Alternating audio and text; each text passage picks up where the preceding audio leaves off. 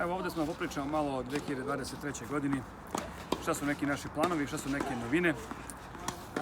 Da se zahvalimo sajtu Mali igrači, gdje ćemo priče o teniskom klubu Haron i o teniskim nadama koje traje već nekih 16 godina, a mali igrači prate od svog početka, biti jedna od 10 priča koje su obilježile njihov rad i postojanje.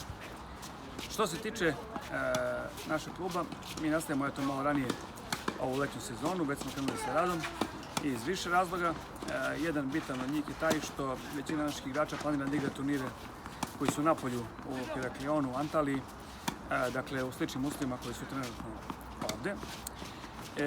Tako da rad na kako hard terenima, tako na šljaci je krenuo ovih dana. To je jedna od bitnih stvari koja se događa u klubu. Druga stvar je turnir Teniske nade, koji se ove godine država Trofej Beograda, koji se ove godine država po 16. put. I mi pokušavamo svake godine da dodamo nešto novo, da dodamo veću neku vrednost. Turnir je u prethodnih 16 godina uspio da zadobije mjesto prestižnog turnira za decu od 9 naročito do 13 godina, a imamo kategoriju do 15 na nivou celog Balkana.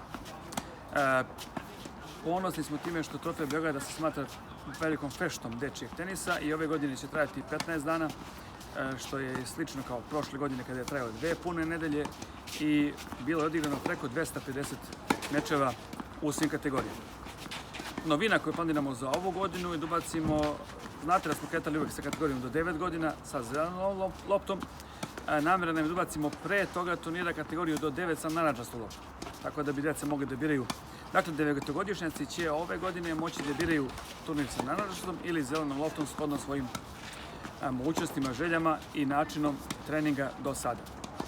Kategorija do 10 će biti zvanični turnir Teniskog saveza Srbije i Beograda i nosi naziv Trofej grada Beograda.